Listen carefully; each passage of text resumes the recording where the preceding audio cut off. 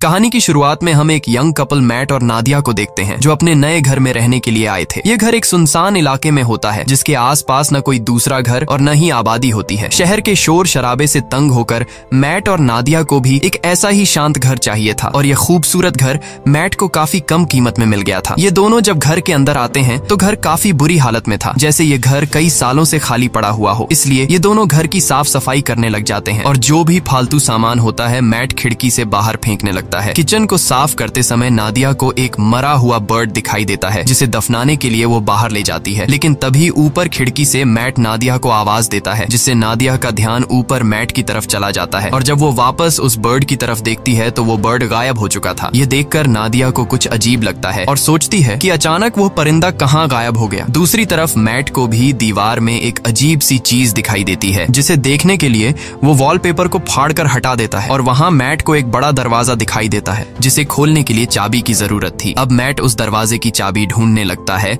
और उसे बाहर फेंकी गई कबाड़ में चाबी मिल जाती है, जिसके बाद वो चाबी को दरवाजे के होल में डालकर दरवाजा खोल देता है। यहाँ नादिया भी पहुंच जाती है। ये दोनों देखते हैं कि अंदर एक काले गहरे अंधेरे वाला कमरा है और जैसे ही ये दोनों उस कमरे के अंदर जाते हैं तभी बाहर की लाइट्स अचानक ब्लिंक करने लग जाती हैं। ये देखकर इन दोनों को कुछ गड़बड़ महसूस होती है और इस प्रॉब्लम को दूर करने के लिए मैट कहता है कि हमें एक इलेक्ट्रिशियन को बुलाना चाहिए। ये कहकर वो वहाँ से चला जाता है और नादिया उस रूम के पास अकेली रह जाती है। नादिया अब सोचती है कि उसे इस रूम में जाना चाहिए या फिर नहीं, लेकिन फिर नादिया को कुछ अजीब सा डर महसूस होता है, इसलिए वो भी मैट के पीछे चली जाती है। इस तरह से रात गुजर जाती है और अगले दिन नादिया एक इलेक्ट्रिशियन को कॉल करती है। कुछ देर बाद लाइट्स ब्लिंक होने की प्रॉब्लम को दूर करने के लिए एक इलेक्ट्रिशियन आता है जो कि घर की लाइट्स को चेक करते हुए नीचे बेसमेंट में पहुंच जाता है और वहां का नजारा देखकर वो हैरान रह जाता है क्योंकि पूरा का पूरा बेसमेंट बिजली के वायर्स से भरा पड़ा था और कोई भी ऐसा कोना नहीं था जहां पर वायर्स ना हो। ये वायर्स काफी पुराने जमाने की लग रही थी और इलेक्ट्रिशियन भी कहता है कि मैंने आज तक इस तरह की चीजें कभी नहीं देखी। खैर, इलेक्ट्रिशियन जैसे तैसे करके घर की लाइट चालू करके जाने लगता है और जाते समय वो मैट से कहता है कि आखिर तुमने यह घर क्यों खरीदा? इस घर के पहले मालिक का मर्डर इसी घर में हुआ था और उस दिन के बाद कोई इस घर में रहने को तैयार नहीं हुआ। यह सुनकर मैट बहुत ज्यादा घबरा जाता है और इस घर के बारे में रिसर्च करने लगता है। रिसर्च के दौरान इंटरनेट पर मैट को एक पुराने न्यूज आर्टिकल में थॉमसन फैमिली का पता चलता है जो कि एक कपल था और आर्टिकल में लिखा हुआ था कि इस घर में रहने वाले कपल को अपने ही बेटे ने मार दिया था जिसका नाम जॉन था। इन्वेस्टिगेशन के दौरान जॉन पुलिस को बताता है कि मुझसे यह मर्डर इस घर ने करवाए हैं। यह देखकर मैट को यह एक झूठी कहानी लगती है और कई घंटों तक रिसर्च करने के बाद वो थक जाता है। फिर अपनी पत्नी से छिपकर उसी अंधेरे वाले कमरे में बैठकर शराब पीने लग जाता है। बोतल में शराब पहले से ही 2 घूंट बची हुई थी जिसे पीकर वो बोतल खाली कर देता है और मन ही मन सोचता है कि काश पीने के लिए एक और बोतल मिल जाती। तभी अचानक लाइट्स ब्लिंक होने लगते हैं और कुछ देर के लिए लाइट चली जाती है और जब फिर से लाइट आती है तो उसके सामने एक शराब की बोतल पड़ी होती है। ये देखकर उसकी आंखें खुली की खुली रह जाती हैं और जब वह उस बोतल को हाथ लगाकर चेक करता है तो उसे पता चलता है कि यह एक असली बोतल है, यानी कि यह रूम किसी भी इच्छा को पूरी कर सकता है। अगली सुबह नादिया नींद से जागती है। वो देखती है कि मैट यहाँ पर नहीं है, इसलिए वो मैट को ढूंढने उस रूम में जाती है। वहाँ जाकर वो देखती है कि पूरा रूम कीमती पेंटिंग्स और नई चीजों से भरा हुआ है और मैट बहुत ही ज्यादा खुश है। मैट नादिया को बताता है कि इस रूम में किसी भी विश को पूरा करने की ताकत है। वो नादिया से कहता है कि तुम्हें जो भी चीज चाहिए बस अपने दिल से मांगो और वो तुम्हारे सामने हाजिर हो जाएगी। ये सुनकर नादिया को मैट की बातें एक मजाक लगती हैं, इसलिए वो मैट पर हंसने लगती है, लेकिन मैट कहता है कि तुम एक बार ट्राई तो करो। तब नादिया कहती है अच्छा ठीक है, मुझे इस वक्त जॉब की जरूरत है तो मैं वो मांग लेती हूँ। तब मैट उसे समझाता है कि ये रूम जॉब नहीं दे सकता, तुम इससे कोई चीज मांगो। जिसके बाद नादिया आंखें बंद करके $1000 की विश करती है और पलक झपकते ही उनके पास $1000 आ जाते हैं। लेकिन अब भी नादिया को पूरी तरह से यकीन नहीं होता, इसलिए वो दोबारा $1 मिलियन की विश करती है और पहले की तरह इस बार भी उन्हें $1 मिलियन मिल जाते हैं। अब नादिया को भी यकीन हो जाता है कि यह रूम कोई नॉर्मल रूम नहीं बल्कि हर एक ख्वाहिश को पूरा करने वाला रूम है। और बस फिर क्या, ये लोग उस रूम से एक के बाद एक महंगी चीज मांगते हैं और वो चीज उनके सामने हाजिर हो जाती है। ये लोग महंगी wines, expensive clothes, diamond, gold, खाने पीने की चीजें और ढेर सारे पैसे इकट्ठा कर लेते हैं। ये दोनों रातों रात मिलियनेयर बन जाते हैं और खुशी खुशी उनकी जिंदगी गुजरने लगती है। रात को नादिया मैट से पूछती है कि आखिर ये रूम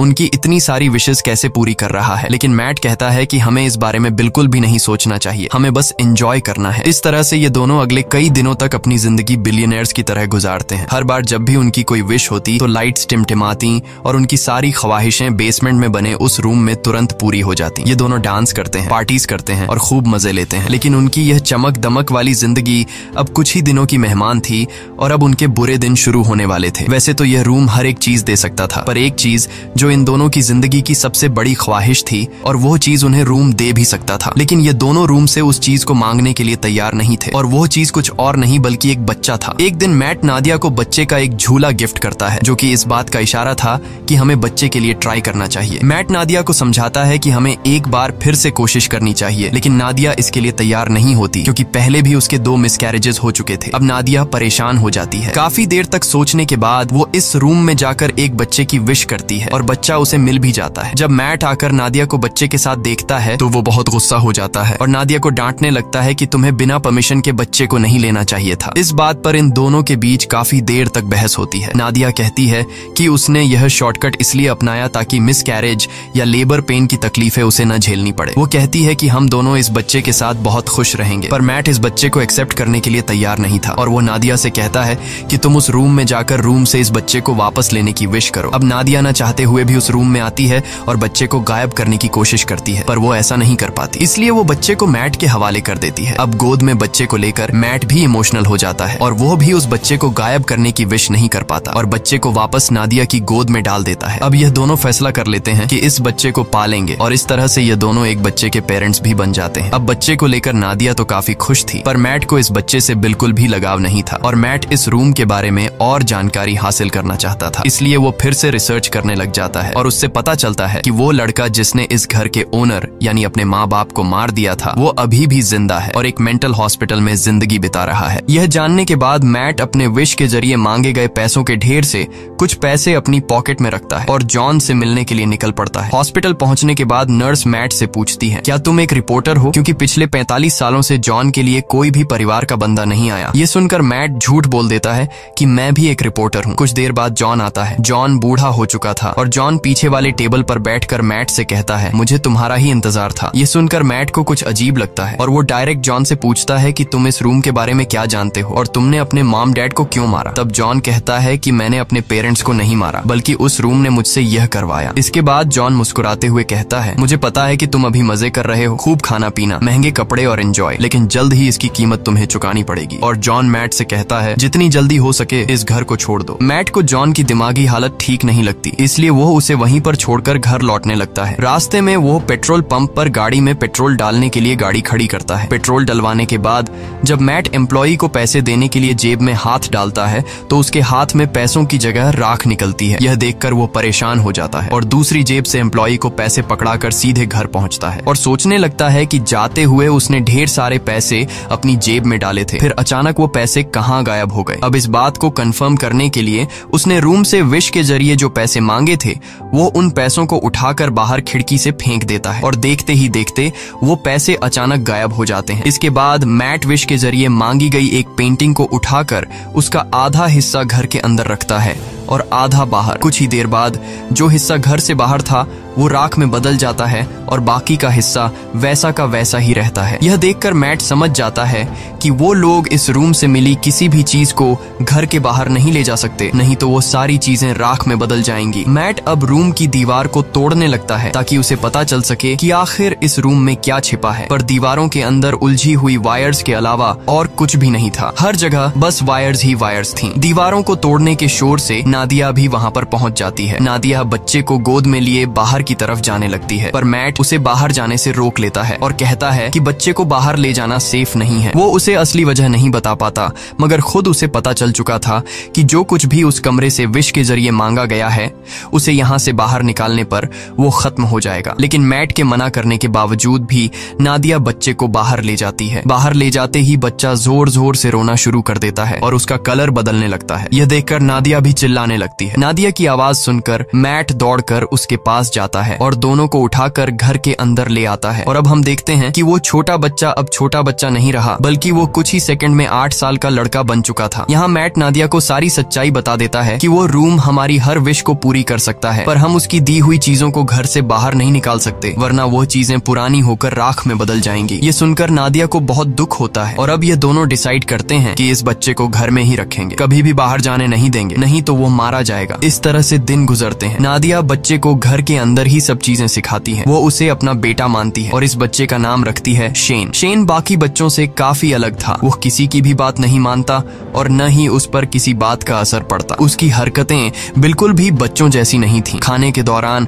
वो बर्फ खाया करता था, लेकिन इन सब हरकतों के बावजूद भी नादिया शेन से बहुत ज्यादा प्यार करती थी। नादिया शेन को समझाती है कि वो घर के बाहर नहीं जा सकता, क्योंकि बाहर खतरनाक लोग हैं जो उसे मार देंगे। ये सुनकर शेन बहुत मायूस हो जाता है और घर के अंदर कभी खिड़की तो कभी दरवाजे से बाहर की दुनिया देखता है। नादिया जब भी घर से बाहर निकलती या फिर घर के अंदर आती, तब वो दरवाजे में ताला लगा दिया करती ताकि शेन घर से बाहर ना निकल सके। एक दिन जब शेन घर में स्नो ग्लोब से खेल रहा था, तभी वहाँ पर मैट आता है। अब क्योंकि मैट को शेन से बिल्कुल भी लगाव नहीं था, इसलिए वो शेन को डांटता है कि तुम्हें यहाँ पर नहीं खेलना चाहिए। डर के मारे शेन के हाथ से स्नो ग्लोब नीचे गिरकर टूट जाता है। शेन को मैट के इस बर्ताव से बहुत दुख होता है। रात को शेन उन दोनों के कमरे के पास जाकर चुपके से नादिया और मैट की बातें सुनने लगता है। वो दोनों उस रूम के बारे में बातें करते हैं। यह सुनकर शेन को शक होने लगता है कि जरूर उस रूम में कुछ ऐसा है जिससे मैं अनजान हूँ। वो सोचता है कि पता नहीं यह दोनों मुझे क्यों घर से बाहर नहीं जाने देते और उस रूम से दूर रहने को कहते हैं। इसलिए शेन टॉर्च उठाकर घर की जांच पड़ताल करने लगता है और आगे बढ़ते हुए वो सीधा बेसमेंट तक पहुंच जाता है, जहां ढेर सारी उलझी हुई वायर्स थीं। उन सब से गुजरते हुए आखिरकार वो उस रूम तक पहुंच जाता है और यहाँ उसे सारा राज पता चल जाता है। रात भर पूरे घर में लाइट्स ब्लिंक होती रहती हैं, पर मैट और नादिया नींद में होने की वजह से कुछ नोटिस नहीं कर पाते। अगली सुबह जब मैट की आंख खुलती है तो उसे अपने बगल में एक नया स्नो ग्लोब पड़ा हुआ दिखता है और इसके साथ ही टूटा हुआ ग्लोब कुछ दूरी पर उसे दिखाई देता है। ये देखकर वो परेशान हो जाता है कि आखिर ये नया ग्लोब किसने बनाया। मैट सीधा नादिया के पास जाता है और उसे जगाकर पूछता है कि क्या तुमने इस ग्लोब को उस रूम से विश करके मांगा, जिस पर नादिया कहती है नहीं, मैंने इस ग्लोब की विश नहीं की। तभी उसी वक्त लाइट्स को ब्लिंक होता देखकर वो समझ जाता है कि ये सारा काम शेन का है। ये दोनों तेजी से उस रूम की तरफ भागते हैं और वहां जाकर ये दोनों हैरान रह जाते हैं। अब क्योंकि शेन को घर से बाहर जाने नहीं दिया जाता था, इसलिए वो दिल में बाहर जाने की इच्छा रखते हुए उस रूम से खुद के लिए एक बहुत बड़ा आउटडोर एरिया मांग लेता है, जहां एक खुला आसमान और बड़ा जंगल था और शेन मजे से वहां खेल रहा था। नादिया अपने बेटे की बनाई हुई दुनिया को देखकर खुश होती है और उसके साथ खेलने लगती है, लेकिन मैट शेन के इस काम से बिल्कुल भी खुश नहीं था, क्योंकि उसे डर था कि कहीं वह उस रूम से बंदूक या फिर कुछ गलत चीज न मांग ले जिससे उनकी जान खतरे में पड़ जाए। इसलिए वो शेन को हाथ से पकड़कर वापस घर के अंदर ले आता है। अब मैट उस रूम की चाबी अपने पास संभाल कर शेन को उस रूम में जाने से मना करता है, लेकिन नादिया मैट को ऐसा करने से रोकती है। वो कहती है कि हम पहले ही शेन को घर से बाहर जाने नहीं देते। अब बेचारे ने खुद के लिए एक अलग आउटडोर बना लिया है, इसलिए हमें उसे वहां जाने से नहीं रोकना चाहिए और वहां उसकी जान को भी खतरा नहीं है। पर मैट नादिया की बात नहीं सुनता और कहता है कि शेन अभी ना समझ है, मुझे डर है कि कहीं वो गलती से उस रूम से कुछ ऐसी चीज ना मांग ले जिससे हम दोनों खतरे में पड़ जाएं। तभी फोन की घंटी बजती है और परमिशन न होने के बावजूद शेन फोन उठा लेता है, लेकिन जल्दी ही मैट उससे फोन छीनकर खुद बात करने लगता है। दूसरी तरफ कॉल पर जॉन था, जिसने शेन की आवाज सुनकर समझ लिया कि मैट ने उस रूम से एक बच्चा मांग लिया है। अब मैट भी उससे कोई बात नहीं छिपाता और कहता है कि हम इस बच्चे से अपनी जान कैसे छुड़ाएं। इधर किचन में रखे दूसरे फोन से नादिया इन दोनों की सारी बातें चुपके से सुनने लगती हैं। जॉन उसे अपनी सच्चाई बताता है कि मैं भी उस रूम से विश के जरिए मांगा गया हूँ। वो बताता है, मैंने अपने पेरेंट्स को इसलिए मारा क्योंकि मुझे भी बाहर की दुनिया देखनी थी, लेकिन जब मैं घर से बाहर निकलता तो मेरी उम्र बढ़ने लगती और जब मैंने रूम से पूछा तो उसने मुझे बताया कि अगर तुम्हें इस घर से बाहर निकलना है तो तुम्हें उस इंसान को मारना होगा जिसने विश करके तुम्हें मांगा है। इसीलिए मैंने विश करने वाली औरत को मार दिया और उसके साथ उसके हस्बैंड को भी मार दिया। यही वजह है कि आज मैं जेल में हूँ। वो मैट को बताता है कि मेरी और शेन की कहानी एक ही है। अगर तुम्हें शेन को बचाना है और उसे बाहर की दुनिया दिखानी है तो तुम्हें उस इंसान को मारना होगा जिसने शेन को विश करके मांगा था। अब अगर शेन को विश करके तुमने मांगा है तो तुम्हें अपनी कुर्बानी देनी होगी, और अगर तुम्हारी वाइफ ने शेन को मांगा है तो फिर तुम्हें उसे मारना होगा। और ये सारी बातें दूसरी तरफ कॉल पर नादिया भी सुन रही थी। नादिया ये सारी बातें सुनकर बहुत ज्यादा दुखी हो जाती है और वो गाड़ी निकालकर घर छोड़कर चली जाती है, जिससे मैट को उसकी फिक्र होने लगती है। नादिया शेन को जिंदगी देने के लिए खुद को मारने का सोचती है, पर वो ऐसा नहीं कर पाती। इधर मैट टेबल पर बैठकर शेन के साथ डिनर करने लग जाता है। तब शेन मैट से पूछता है कि मेरी मॉम कहाँ गई, और उससे और भी कई सारे सवाल पूछता है, जिससे झुंझलाकर वो शेन को बता देता है कि वो उनका असली बेटा नहीं है और न ही उसकी कोई पेरेंट्स है। इतना ही नहीं, वो गुस्से में आकर शेन को रूम से बाहर निकाल देता है। डर के मारे शेन रोते हुए ऊपर अपने रूम में चला जाता है। कुछ ही देर में मैट को अपनी गलती का एहसास होता है। वो शेन के रूम में जाकर उससे माफी मांगने लगता है और सारी रात वो दोनों साथ में सोते हैं। जब नादिया वापस घर लौटती है तो इन दोनों को एक साथ सोते देखकर उसे बहुत अच्छा लगता है। कुछ देर बाद मैट की आंख खुल जाती है और वो देखता है कि नादिया घर वापस आ चुकी है। मैट नादिया से कहता है कि मैं तुम्हारे लिए बहुत ज्यादा परेशान हो रहा था, और कहता है मुझे माफ कर दो क्योंकि मैं शेन पर चिल्लाया और तुमसे भी झगड़ा किया। बातचीत के दौरान ये दोनों एक दूसरे के करीब आने लगते हैं और जब ये दोनों रूम में इंटीमेट हो रहे थे तब शेन चुपकर दरवाजे से उन्हें देखने लगता है। वो अपने दिल में नादिया के लिए अट्रैक्शन महसूस करता है। अब उसे भी ये सारी चीजें करनी थी, इसलिए अब वो इन दोनों के सोने का इंतजार करता है। जब ये दोनों गहरी नींद में चले जाते हैं तब शेन चुपके से आकर मैट की पॉकेट से घर के बाहर जाने की चाबी चुरा लेता है। अगले दिन सुबह मैट और नादिया फ्रंट डोर को खुला देखकर समझ जाते हैं कि शेन घर से बाहर निकल गया है, इसलिए उन्हें डर था कि कहीं वो मर न गया हो। लेकिन तभी घर के एक अलग हिस्से में शेन को देखकर दोनों हैरान हो जाते हैं, क्योंकि शेन अब जवान और ताकतवर हो चुका था। वो अपने पेरेंट्स की तरफ गन पॉइंट करके उन्हें धमकाता है। तब नादिया उसे समझाने की कोशिश करती है। इसी बीच मैट शेन पर हमला कर देता है और दोनों में फाइट होने लगती है। लेकिन उनकी फाइट के दौरान नादिया को धक्का लगता है, जिससे वह नीचे गिरकर बेहोश हो जाती है। कुछ देर बाद मैट उसे जगाते हुए बताता है कि शेन को गलती से गोली लगने की वजह से वो मर गया। ये सुनकर नादिया रोने लगती है। मैट उसे तसल्ली देकर वापस घर में ले आता है और यहाँ आता है कहानी में सबसे बड़ा ट्विस्ट, क्योंकि अभी जो मैट नादिया को उठाकर घर लेकर गया वो असल में मैट नहीं बल्कि शेन है। इधर दूसरे रूम में जहाँ उनकी फाइट हुई थी, असली मैट होश में आ जाता है और पूरे घर में अपनी वाइफ की तलाश करता है। तभी लाइट्स को फिर से टिमटिमाते देखकर वो उस रूम की तरफ जाता है, पर वहां भी उसकी वाइफ नादिया मौजूद नहीं थी। इधर नादिया को बिल्कुल भी खबर नहीं थी कि इसके साथ बैठा हुआ आदमी मैट नहीं बल्कि शेन है। लेकिन नादिया को भी मैट में कुछ बदलाव नजर आता है और जल्द ही उसकी बर्फ खाने की आदत से नादिया को पता चल जाता है कि ये मैट नहीं बल्कि शेन है, जिसने रूम से विश करके अपने आप को मैट का रूप दे दिया है। दूसरी तरफ असली मैट समझ जाता है कि वो अकेला इस घर में फंसा है। शेन ने उसकी वाइफ को इस घर से किसी दूसरे घर में विश के जरिए शिफ्ट कर लिया है। अब वो इस घर से बाहर निकलने के लिए पूरी ताकत लगाकर दीवार को तोड़ने लगता है और आखिर सारे वायर्स को पार करके वह उस रूम तक पहुंच जाता है, जो कि अब एक जंगल था जहां ढेर सारे ऊंचे ऊंचे पेड़ थे। वहां जाकर मैट को पता चलता है कि शेन ने रूम का यूज करके इस जगह को काफी बड़ा कर लिया था और वहां शेन ने उन्हीं की तरह एक डुप्लीकेट घर भी बना लिया था। वो यह भी समझ चुका था कि शेन ने उसका रूप नादिया को किडनैप करके इस डुप्लीकेट घर में रखने और अकेले में उसके साथ फिजिकल होने के लिए किया था। ये ख्याल आते ही अपनी बीवी को वापस पाने के लिए मैट उस जंगल में दौड़ते हुए फाइनली उस डुप्लीकेट घर के अंदर पहुंच जाता है, जहां शेन नादिया के साथ जबरदस्ती करने की कोशिश कर रहा होता है। मैट को अंदर आते देखकर शेन फिर से लड़ाई के लिए तैयार हो जाता है। अब यहाँ नादिया भी पहचान नहीं पाती कि असली मैट कौन सा है, क्योंकि वो दोनों बिल्कुल सेम टू सेम थे। और यहाँ ये दोनों नादिया से कहते हैं कि मेरे साथ चलो। अब नादिया समझदारी से काम लेते हुए शेन का नाम लेती है, जिसे सुनते ही शेन उसकी तरफ देख लेता है और नादिया को समझ आ जाता है कि यह शेन है, जिसके बाद वो शेन को धक्का देकर नीचे गिरा देती है। जमीन पर गिरते ही वो अपने असली रूप में आ जाता है। उधर मैट और नादिया रूम से बाहर निकलने की कोशिश करते हैं पर निकल नहीं पाते, क्योंकि शेन ने रूम से उनके इसी घर में फंसे रहने की विश मांगी हुई थी। लाख कोशिशों के बाद भी जब वो लोग घर से नहीं निकल पाते तो मैट रुक जाता है और वहां से निकलने का कोई तरीका सोचने लगता है। यहाँ मैट होशियारी से एक ऐसी विश करता है कि हम दोनों का नया रूप इस घर के अंदर ही रहे और हमारा असली रूप इस घर से बाहर चला जाए। तभी अचानक वहां पर शेन भी आ जाता है और मैट को चाकू घोंपकर मार डालता है। इसके बाद वो नादिया को समझाने लगता है कि तुम मैट को भूल जाओ और मेरे साथ रहो। लेकिन इन्हीं बातों के दौरान उसे एहसास होता है कि यह दरअसल मैट और नादिया के क्लोन है, जबकि असली मैट और नादिया दौड़कर रूम के बाहर जंगल की तरफ भागते हैं। यह देखकर शेन बहुत गुस्सा हो जाता है और तेजी से उनके पीछे दौड़ने लगता है। यहाँ यह दोनों असली घर में पहुंच जाते हैं। जब शेन भी असली घर में पहुंचता है तो वो दौड़कर मैट पर अटैक कर देता है, लेकिन यहाँ मैट समझदारी से काम लेते हुए शेन को कसकर पकड़कर अपने साथ घर घर से बाहर निकाल लेता है। शेन अपनी जान को खतरे में देखकर वापस दरवाजे की तरफ भागता है, पर अंदर घुसने से पहले ही नादिया दरवाजा बंद कर लेती है। अब यहाँ शेन नादिया को बहकाने की कोशिश करता है। वो कहता है, प्लीज मॉम, मेरे लिए दरवाजा खोल दो। लेकिन नादिया अब समझ चुकी थी, इसलिए वो रोते हुए शेन को बूढ़ा होते देखती है। धीरे धीरे उसकी बॉडी गलने लगती है और आखिर में वो राख में बदल जाता है। नादिया उसके पास आती है और उसकी बॉडी से बनी हुई राख को हाथ में उठाकर रोने लगती है, क्योंकि नादिया ने उसे अपना बेटा माना था। इसके बाद मैट नादिया के पास आता है